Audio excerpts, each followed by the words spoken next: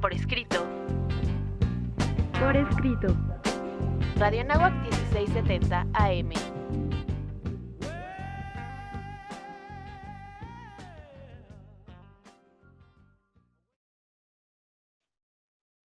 Eleva tus sentidos, bienvenidos a un programa más en Por Escrito. El día de hoy nos acompaña. ¿Qué tal? Sean súper bienvenidos. Mi nombre es Cecilia Durán Mena. Seguimos atrapando lectores para nunca dejarlos ir. ¿Cómo están? Un verdadero gusto saludarles como siempre. Yo soy Raúl Sanz.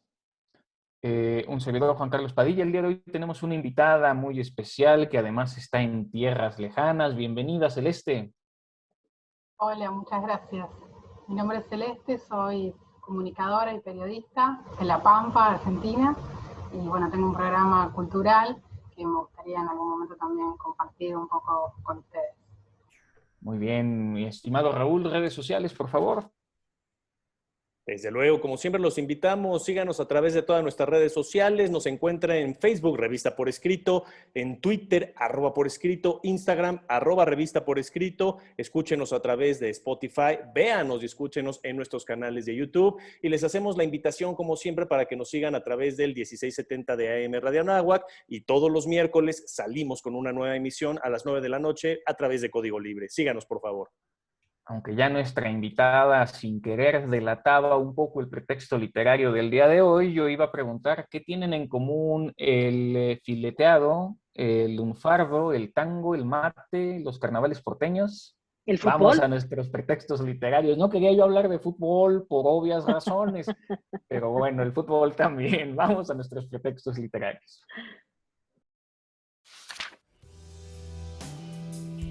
Pretextos literarios.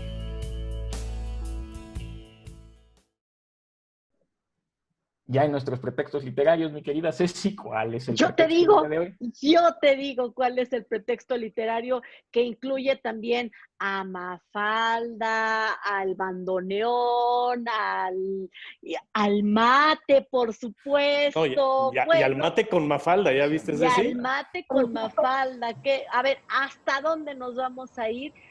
Bueno, a este país que ha dado tantas figuras, a este país que tiene fútbol, tiene literatura, tiene un papa, que es el papa reinante en este momento.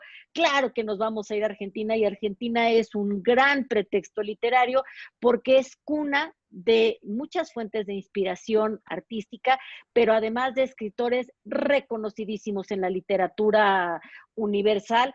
¿Qué haríamos sin tantos autores tan entrañables que Argentina nos ha dado? Muchas veces hemos hablado en este programa de autores argentinos, sin lugar a dudas, porque es completamente necesario a partir de esos grandes personajes de la literatura universal, ¿no? Vamos a mencionar desde luego a Cortázar, a Borges en su momento, pero nunca, no sé por qué, nos habíamos tardado tanto en hablar de Argentina como tal, como el pretexto literario, y sin lugar a dudas es extraordinario el tema que tenemos el día de hoy. Qué mejor que con una invitada que también tiene su programa cultural y que seguramente nos va a aportar muchísimo con todo lo que tenemos que abordar, pero desde luego Argentina, dentro de nuestro país hispanohablante, no toda la cultura que tiene el cono, bueno, de México para abajo, ¿no? El cono sur americano. Quizá Argentina es muy particular porque muchos lo relacionan más directamente con culturas europeizadas, ¿no? De todo el continente latinoamericano. Y quizá esto es lo que hace que Argentina tenga como nacimiento a grandes autores literarios, grandes autores que también han entrado a la industria cinematográfica. Pienso en el caso de Campanella y Eduardo Záqueri, ¿no? Esta extraordinaria combinación. Tenemos desde luego el fútbol, que aunque Juan Carlos no quería hablar de Argentina sin fútbol, pues es casi imposible, ¿no? Podemos empezar a hablar tantos temas culturales, creativos, artísticos, que no sé por qué nos habíamos tardado tanto. Entonces, qué bueno que tenemos a Celeste también para que nos comparta, nos enriquezca, y tenemos programa para echar hacia arriba el día de hoy. Y bienvenida, Celeste, te escuchamos. Bueno, otra vez. Acá, como decía, el 2x1 de Mafalda y el mate, que es una combinación infaltable, sobre todo ahora para trabajar en pandemia desde casa, que supongo que están en la misma situación que nosotros. Bueno, yo como les comentaba, tengo un programa cultural en el que abordamos desde la literatura, la poesía, con autores pampeanos y con autores de los diferentes pueblos de la provincia y de la Argentina. Bueno, y dentro de ese programa obviamente hay expresiones artísticas de diferentes tipos, abordamos el teatro, la música, bueno, de todo. La verdad que es súper completo porque también es súper completa la cultura y bueno, nada, hay diferentes, digamos, aristas que se pueden tocar que enriquecen el programa en este caso y todos los tipos de programas que hay. En este caso es un programa de televisión que se emite por un canal cooperativo de la ciudad de Santa Rosa y bueno, y allí trabajamos un equipo de 3 personas, somos muy poquitos, somos 2 mujeres y un colaborador externo, digamos. En realidad hacemos la mayoría de las cosas mi compañera y yo. Y bueno, nada, las mujeres empoderadas también, trabajando juntas en este proyecto que la verdad en el que hacemos producción, hablábamos con Inés, su productora, hacemos cámara, filmamos las entrevistas y las imágenes que llevan acompañando el relato, y hacemos la edición completamente del programa, así que la verdad que es una experiencia enorme para nosotras, que somos solo 2, y bueno, nada, pudimos hacerlo después de haber cursado varios años de nuestra carrera de comunicación social en La Pampa, y la verdad que nos enriquece mucho conocer gente que a la vez nos conecta con otra gente. Eso es lo loco de por ahí entrevistar a un artista que nos dice, sí, pero en mi muestra había un escritor que leía poesía, y entonces nos contactamos con el escritor, y me dice, sí, pero también había un músico que estaba con su guitarra, entonces son como esas situaciones que la verdad enriquecen mucho el programa y nos conectan todo el tiempo. Muy bien, y además algo que le envidio realmente a Argentina es todo el tema de las editoriales. En México puede haber más población, pero no hay más lectura que la que hay en Argentina, y creo que Argentina cuenta con editoriales muy buenas. Y ya de alguna manera nos lo anunciabas, y la idea es también compartir con nuestra audiencia los canales que ustedes tienen allá, porque otra de las grandes lecciones que da Argentina es este empoderamiento de la mujer. A ver, Argentina ha tenido una presidenta, con todo lo bueno, todo lo malo que pueda ello tener. En México parece que no estamos ni siquiera preparados para eso. Y creo que Argentina es en ese sentido una punta de lanza en Latinoamérica en muchos aspectos editoriales, periodísticos y de empoderamiento de la mujer. Y sin duda yo creo que además Juan Carlos tiene algo muy interesante porque, por ejemplo, el periódico El Clarín tiene un premio literario que es muy importante y que ese premio literario le ha servido a muchos latinoamericanos para poderse internacionalizar, para poder dar a conocer sus letras. Entonces, tienes muchísima razón. En Argentina hacen mucho trabajo alrededor de las letras y de verdad a veces así como que se nos hace agua a la boca a todos los escritores por ser publicados allá, por ser galardonados allá, por tener un espacio allá. Por supuesto, desde luego. Yo creo que todos los que estamos en esta industria editorial, ¿no? En el caso muy particular de Ceci y mío, que siempre estamos abogando por el trabajo de edición, por las publicaciones, qué difícil es aquí en México particularmente. Y verlo, qué bien lo hace Argentina, tiene mucho que ver también, creo yo, y ya lo abordaremos más adelante, con el porcentaje o el promedio de lectura que se lleva a cabo en Argentina, ¿no? En México el índice de lectura es de 3.8 por año, no sé en el caso de Argentina, a lo mejor por ahí Celeste tiene el tema, ¿no? El dato duro. Pero bueno, si quieren lo abordamos un poquito después, porque creo que se nos está agotando el tiempo para esta primera sección, Juan Carlos. ¿Algún último punto, Celeste, antes de terminar la sección? No, bueno, agradecerles la convocatoria y también convocarlos a que formen parte de nuestro programa cuando puedan, para que nos cuenten un poco de este proyecto tan lindo que llevan adelante. Van a pensar que no me gusta el fútbol o que estoy en contra de Argentina, y la camisa que traigo puesta como que tiene colores más o menos de esas regiones. Pero bueno, por el momento terminamos esta primera sección y vamos a la siguiente.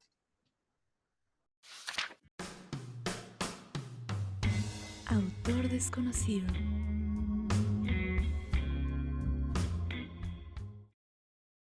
Fíjense que en esta sección de lo desconocido traemos un tema maravilloso, pero yo quiero darle voz el día de hoy a Mariana Torres, que es una mexicana que estuvo directamente en Argentina viviendo una experiencia de esto mismo que ella va a hablar. Entonces, que sea Mariana la que con su voz nos explique cuál es la importancia del mate. Bueno, pues el mate es una tradición, el mate en realidad es cultura. En contexto, el mate es una hierba con sabor muy amargo, fuerte, que se toma con agua caliente. Y en realidad lo que se llama mate es el recipiente, no tanto, o sea, la hierba se pone dentro, pero el recipiente es lo que se conoce como mate. Y bueno, puede haber diferentes materiales, de calabaza, de madera, de cerámica, y se toma con una bombilla que tiene una especie de filtro para que literalmente solo salga la infusión y la hierba se quede dentro del mate. El mate se consume principalmente en Uruguay, en Paraguay y en Argentina. Y en las provincias argentinas, por la cercanía con el campo, suele ser muchísimo mayor la ingesta de mate. Y esa es la experiencia que yo personalmente tuve. Según datos que investigué, el consumo del mate está extendido por toda Argentina y su ingesta es cotidiana porque un estudio representa que el mate tiene presencia en el 98% de las casas argentinas. Es un montón. La primera vez que yo tuve un mate enfrente, me ofrecieron, yo dije, quiero poquito, porque yo no sabía que no era como servirte un té. En realidad el mate es compartir, en el sentido de que cuando vas a tomar mate con gente, se sirve solamente un mate para todos, y entonces se logra tener este momento de compañerismo, este momento de acompañamiento, porque digamos que el mate se llena de hierba, se le pone un poco de agua, lo que pudiera equivaler, no sé, a 3 sorbos, y entonces cuando termina tu turno de tomar tus 3 sorbos, vuelves a poner agua caliente en el mate y lo pasas a la siguiente persona, y se hace una especie de ronda de mate. Esto es muy interesante y la verdad muy bonito. Y bueno, esto yo no lo sabía, apenas lo supe ayer gracias a mi amigo Nassim, que es argentino, que existe una tradición de tomarle una foto a tu hija o hijo de la primera vez que toma mate, ya que al ser tan amargo el sabor, la primera vez que un niño o niña toma del mate, hace una cara seguramente muy extraña, y entonces se le toma una foto, y es una tradición tener la foto de la primera vez que tomaste mate. Se me hace muy lindo también eso. Y bueno, en realidad no hay un horario para tomar mate. Yo creo que el mate se toma en todo momento, en toda ocasión. Algo también muy interesante es que encuentras agua caliente para el mate en todos lados, en las tiendas, en los kioscos, en las gasolineras, en las rutas, en lo que es la carretera, encuentras las tiendas de autoservicio con expendios de agua caliente, y también encuentras incluso mate y termo y hierba, todo descartable. Entonces es como, aparte de ser una industria gigantesca, por supuesto, pero es toda una cultura, es todo algo increíble, es impresionante ver la forma de tomar mate. Yo creo que para los argentinos debe ser como, ¿por qué le impresiona tanto a una mexicana? Pero yo creo que ver que algo une tanto a una sociedad siempre es lindo y siempre es algo admirable, ¿no? Incluso, por ejemplo, salir con amigos en la tarde, en la noche, vamos a tomarnos unos mates, no sé, en la laguna, en la plaza, afuera de la universidad, tomarte unos mates, incluso, no sé, en la primera cita puede ser, conozcámonos tomándonos unos mates, o sea, es algo realmente impresionante. Y bueno, a partir del mate salen un montón de conversaciones, porque tomar mate no es solo ingerir la bebida, ¿no? Es toda una, pues sí, toda una conversación, aprendizaje, palabras, historias. Entonces es muy bonito. Yo tengo que decir que igual voy a romper algunos corazones. Para mí el mate no me gusta. El mate es muy amargo, con azúcar puedo llegar a tomarlo. El que sí me gusta es el tereré. El tereré se toma en verano o cuando hace calor, que igual es un vaso con jugo, con muchos hielos, y bueno, es más bien, es la hierba con mucho hielo, le pones un poco de jugo y entonces sabe delicioso así el tereré, lo recomiendo muchísimo para el calor. Y bueno, algo que me dejó pensando mucho y que es como muy importante es que con el COVID, la tradición de compartir mate, ya que se toma de una misma bombilla, la gente la va pasando, pues se ha pues, interrumpido un poco, ya cada quien tiene que tener su propio mate con su propia bombilla, y eso, pues de alguna manera, pues hizo la tradición un poco diferente, y lo único que se espera es que todo pueda mejorar, porque la tradición del mate es importantísima, porque en conclusión el mate es un compañero y es una excusa lindísima para compartir.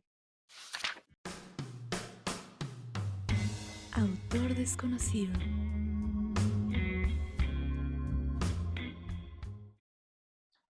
Hemos llegado finalmente a nuestras conversaciones. Mi querida Ceci, ¿cómo te gustaría comenzar la conversación el día de hoy?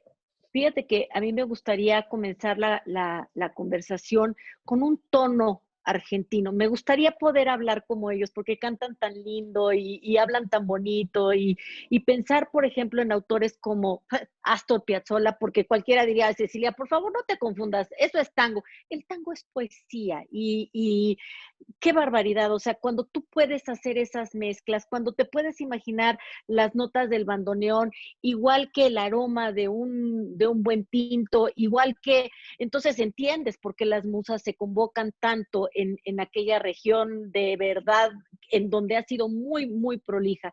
Pero hay algo que a mí me gustaría hacer notar, cómo todos los autores argentinos han tenido el coraje y el compromiso con sus letras, porque si en algún lugar se ha sufrido de censura por los regímenes, y no quiero entrar a la cuestión política, pero por los regímenes que ellos han pasado, sobre todo el régimen militar, Dios de mi vida, los argentinos tuvieron que emigrar y tuvieron que venir a México y se tuvieron que ir a España y tuvieron que salir para poder ejercer como escritores.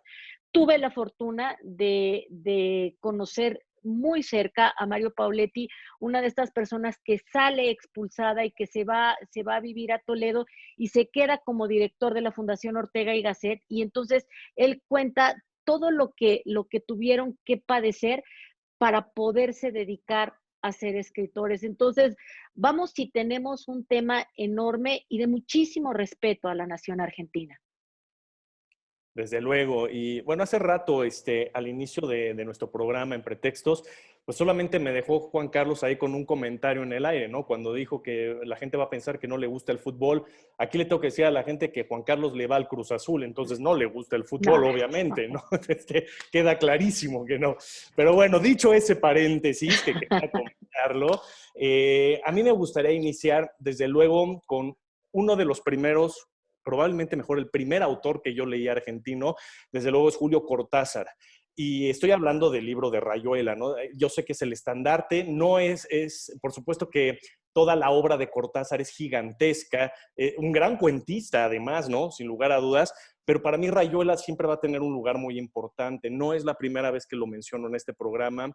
Dejó huella en mí ese libro, es esencia de mi escritura también, porque yo por primera vez ahí descubrí lo que yo denomino como el primer libro dinámico que existió. A pesar de que estamos hablando de la década de los 60, esa manera de escribir y que Cortázar como autor involucra al lector. Te voy a decir las formas en que puedes leer mi libro. Más allá de la increíble historia que es, ¿sí? La narrativa extraordinaria, el dinamismo, ¿no? Y eso me llevó a mí más adelante en mi maestría a hacer una tesis justamente dedicada o enfocada al dinamismo de los libros, más aplicada hoy en día a la tecnología digital. Pero mi base, mi sustento, el autor en el que yo puse todas estas ideas, en el que me sostuve, fue Julio Cortázar. Y para mí, además de ser miembro del boom latinoamericano, de todo lo que nos ha dejado como legado en la literatura, siempre va a ser un libro muy especial y Cortázar para mí también está en un pedestal. ¿O tú qué opinas, mi estimada Celeste? Sí, claramente.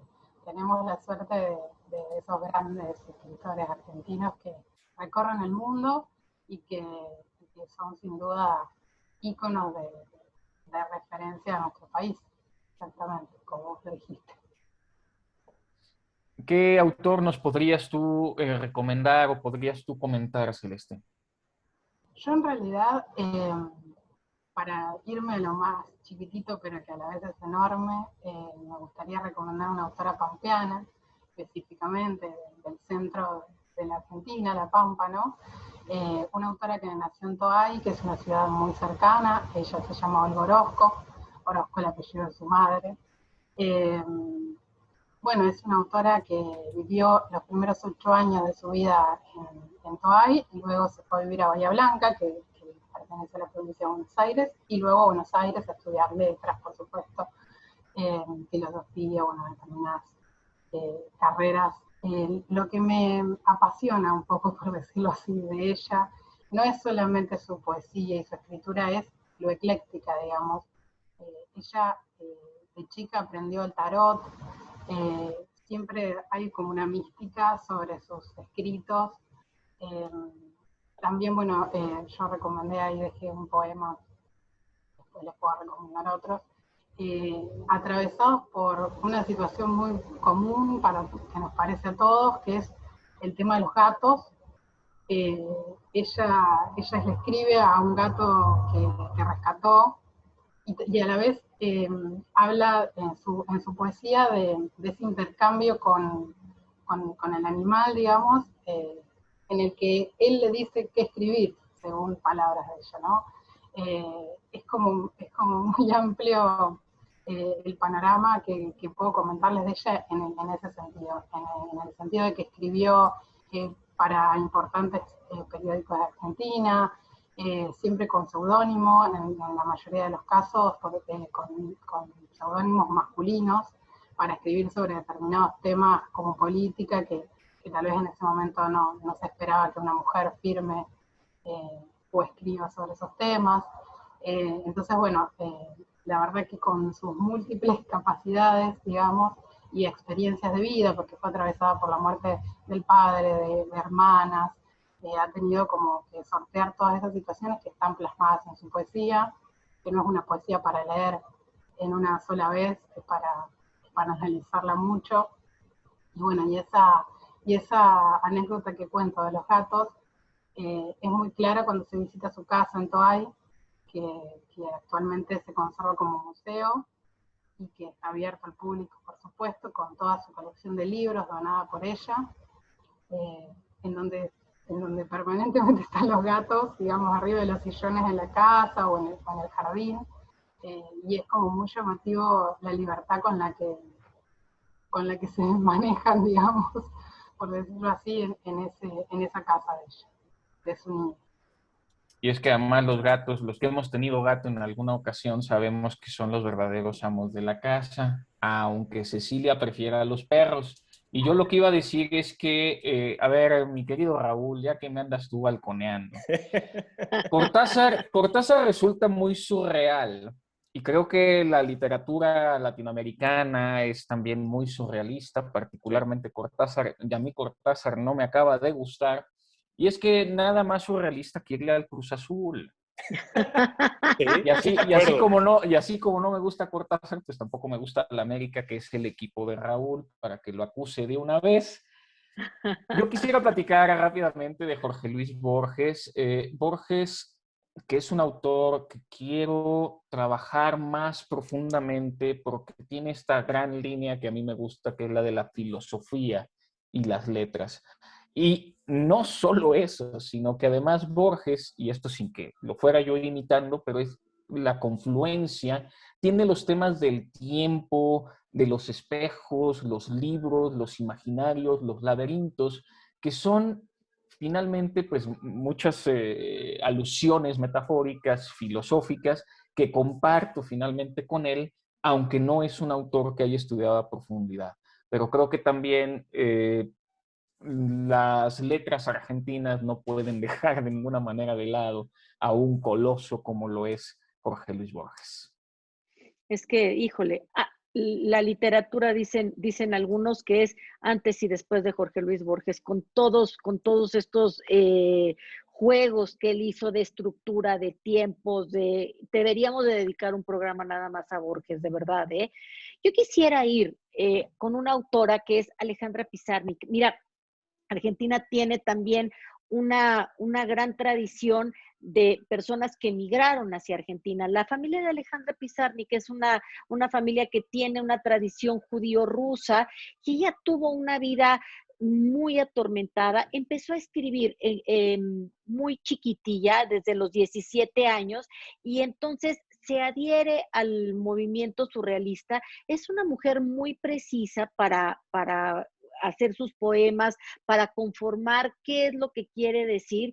Y ella vivió en Buenos Aires en los años 50 y estuvo muy, muy cerca de los Perón y estuvo en el movimiento digamos, en el momento en el que se derroca a Juan Domingo Perón e impone la dictadura. Entonces, ella habla de es muy valiente, habla de la terrible situación que estaba viviendo Argentina en esos momentos y luego, pues no sé, ella se queja mucho de esta niñez arrebatada por las guerras, las dictaduras, la censura, en fin, sí hay que leer a Pizarnik porque esta es una mujer que de veras deja huella, así como decía Raúl hace ratito de Cortázar. Sí, me gustó la idea de más adelante poder hacer un programa de Borges, ¿no? Aun cuando por ahí luego surgen políticos que le cambian el nombre, ¿no? De José Luis Borges, pero Qué bueno, esa ya barbaridad, es sí. otra historia para otro día, ¿no? Por supuesto que hay que hacer un programa de él. Me quedé hace rato con un comentario con el que inició Ceci sobre el tango. El tango es poesía, sin lugar a dudas, ¿no? Yo creo que la música es un elemento fundamental, y lo hemos platicado, hemos tenido programas de música aquí, ¿no? Y la música es parte de la literatura. Habrá quien esté de acuerdo, habrá quien no, yo siempre voy a abogar porque sí lo es, y por eso voy a tratar de hilar ahí ahorita un par de comentarios. El primero quisiera hacer mención, ya que empezamos con la poesía, de Alfonsín Storni, ¿no? Este personajazo, por supuesto, que además tiene mucho de misticismo por la forma en que murió, por el suicidio, desde luego, ¿no? Deja su legado, esta mujer, una vida triste, una vida nostálgica, con pesares, y termina finalmente dejando notas ahí, dejando destellos con su doctor de que se iba a suicidar en algún momento, ¿no? Y efectivamente, pues un día sale del hotel, se encamina a la playa y se acabó la vida de Storni. Y de ahí viene precisamente música extraordinaria, ¿no? Alfonsina y el mar, que hace muchísimos años, erróneamente, la gente confundía que estaba dirigida a Gabriela Mistral, lo cual no era así. Es a Alfonsina Storni, el personaje al que está dedicada esta canción, que desde luego ha tenido grandes intérpretes. Yo creo que la mejor versión es con una gran argentina, Mercedes Sosa, ¿sí? Una voz extraordinaria, el folclore argentino siempre lo llevó en su sangre. Vaya, es un ícono musical Mercedes Sosa, ¿no? Entonces, la canción de Alfonsina y el mar, si uno la escucha con detenimiento, es un poema, es un verdadero poema que quien no lo ha escuchado, pues corre en este momento a Spotify, ¿no? O a cualquier otra aplicación. Y esto me lleva a relacionarlo con otros grandes músicos argentinos que para mí su obra musical es literatura pura. Incluso yo con mis alumnos hago un ejercicio de un audiolibro basado en una canción del gran Andrés Calamaro. Calamaro, que pertenece obviamente más a una corriente del rock, por supuesto, ¿no? Fuertemente en la época de los 80, pero hay muchas canciones que las canciones de Andrés Calamaro no son lo que parecen. Hay que profundizar en ellas para realmente llegar a la interpretación, ¿sí? Y qué es lo que Calamaro nos quería decir escondidamente, siempre es por abajito del agua. Yo hago un ejercicio con mis alumnos de que de la canción de Calamaro hagan un cuento, hagan una versión, un derivado, en este caso, sí, y de ahí luego graben un audiolibro. Y no saben qué cosas me han entregado. Entonces, cuando hablamos de música argentina, también hablamos de literatura. Y yo, si puedo interrumpir. No, adelante, todo tuyo. Plenamente con lo que decís. En el caso de Alfonsina y el mar, en la versión de Mercedes Sosa, creo que popularizó la historia de la poeta para el pueblo, digamos. Tal vez el que no tuvo la oportunidad de leer su poesía comprendió parte de su historia con esa letra, que también es poesía, como decía. Y Calamaro particularmente me gusta mucho, así que genial. Sí, también es cierto que ha sido un referente en la época, en otro género, por supuesto, pero es muy interesante lo que hace con tus alumnos. Me gustó mucho. ¿Algún otro autor, autora que disfrutes mucho de allá de tus tierras, Celeste? Ay, se me viene mucho a la cabeza. Pero bueno, no, siguiendo con esta línea que me propongo de contarles de Olga, me gustaría recomendarles algunos poemas. Bueno, uno que les pasé puntualmente, que era para su gata Berenice, que le puso un nombre de una reina egipcia, no de casualidad seguramente, así que los dejo que encuentren ahí. Entonces lo que siempre llevan ocultos sus poemas un poco. Y bueno, y también recomendarles un poema que es el primero que escribió, que se llama Desde Lejos, que lo escribió en el 46, ella nació en el 20, el año pasado se cumplió su centenario. Y bueno, insisto con ello porque la verdad que me parece, que la admiro no solo desde la escritura, sino de haber estado en un momento tan particular de la Argentina, en los años 40, y haber sido escribiendo, digamos, en ese momento, y haber sido una referente femenina que es tan complicado en este mundo de hombres. Muy bien, yo musicalmente hablando, a ver, nada más para cerrar el comentario de Andrés Calamaro, hay un disco y una canción que se llama Alta Suciedad, para no decir alta sociedad. Un poquito para que vean lo que bien nos comenta Raúl de cómo pues medio escondido, pero ahí te lo voy dando directamente. A mí me gusta una banda un poquito desaliñada que se llama Versuit Vergarabat, que también era muy, pues no sé cómo decirlo, como los chicos malos de la Argentina, también hablando un poco la música de protesta, pero entre rock, pop, pues también muy, muy noventero el asunto. Y comentar, a mí, yo he disfrutado mucho, aunque no he leído toda la obra, a Rodolfo Bioy Casares, también argentino. Dos novelas, una, siempre hago alusión a ella, que es El diario de la guerra del cerdo, donde en una Argentina ficticia, pero no ficticia, a los ancianos se les empieza a maltratar por esta diferencia generacional, que sí es un tema de preocupación filosófico, al menos personal. Y el otro es una novela que escribió en la década de los 40, que es La invención de Morel, hablando de surrealismo argentino. Ese sí es buen surrealismo, no el de Cortázar, háganme caso, mejor Adolfo Bioy Casares, aunque me haga cara Cecilia Durán. Ay, Juan Carlos. Al ratito nos vamos a pelear, ya verás. Pero a mí, fíjate que hablando de música y de eso que hablaban de Calamaro, yo creo que era una estrategia de los músicos, porque Charly García también tuvo un gran impacto y le pegaba a la dictadura militar. Y lo más importante era que los militares estaban cantando a Charly García sin darse cuenta que se estaban criticando a sí mismos. Eso era, o sea, de verdad de sacarte las tuercas, una cosa increíble, muy inteligente. Y me gustaría recomendar rápidamente a Amanda Schweblin, que es una autora argentina contemporánea que tiene una novela corta que se llama Distancia de Rescate. Aquellos que sientan angustia al separarse de mamá o que tengan hijos, lean esto para que vean lo que es provocar angustia de verdad. Samantha Schweblin. Raúl, Sí. tu recomendación ya para también ir despidiendo el programa. Ya, para irnos yendo, bueno, nada más rápido, Charly García puede gustarte o no, pero es un genio, efectivamente, como lo decía Ceci. Dentro de la música, él, Gustavo Cerati y Calamaro son los tres íconos sin lugar a dudas, ¿no? Entonces, ahí queda el comentario por un lado. Y mi recomendación, por favor, lean. Originalmente se llamaba La pregunta de sus ojos, de Eduardo Zachary, ¿sí? Después de que sale la película extraordinaria con Ricardo Darín, ¿sí? Y se vuelve un premio Oscar, desde luego a la mejor película extranjera, en ese momento, como la película se llamó El secreto de sus ojos, el libro pasó a convertirse al mismo título, ¿sí? Entonces ahora lo encuentran como El secreto de sus ojos, originalmente La pregunta de sus ojos. Ahí queda mi recomendación, extraordinario libro. ¿Alguna Celeste, recomendación final? ¿alguna recomendación? Yo les voy a recomendar el último libro que leí, que no es de poesía, pero es de literatura argentina, de ficción, de la autora Claudia Piñeiro, Catedrales, es muy nuevito.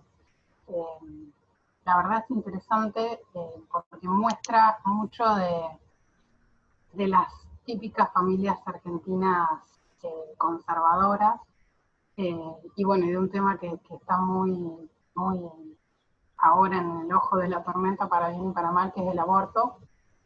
Así que me parece muy interesante, la verdad, recomendárselo. Muy bien, pues yo cierro también mis recomendaciones. Hay que leer de todo en Argentina. Creo que ofrece muchísimas plumas muy variadas. Y nada, conozcamos, leamos más. Quizá nada más por cerrar o recomendar algo, pues el Alep, por supuesto, de Jorge Luis Borges. Despedimos el programa, por favor.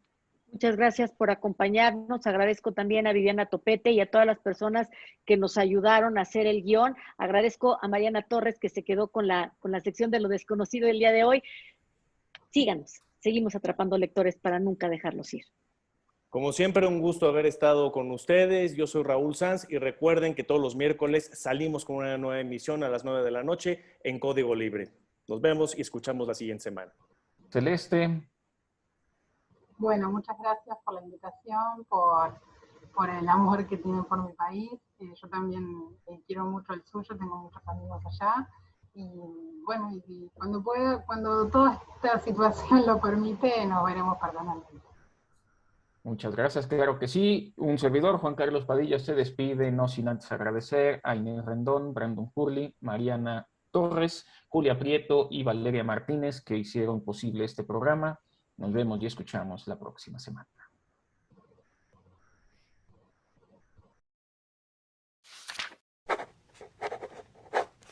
Ultimátum. Aquí está la moneda de hierro. Interroguemos las dos contrarias caras que serán la respuesta de la tercera demanda que nadie nos se ha hecho. ¿Por qué precisa un hombre que una mujer lo quiera? La moneda de hierro, Jorge Luis Borges.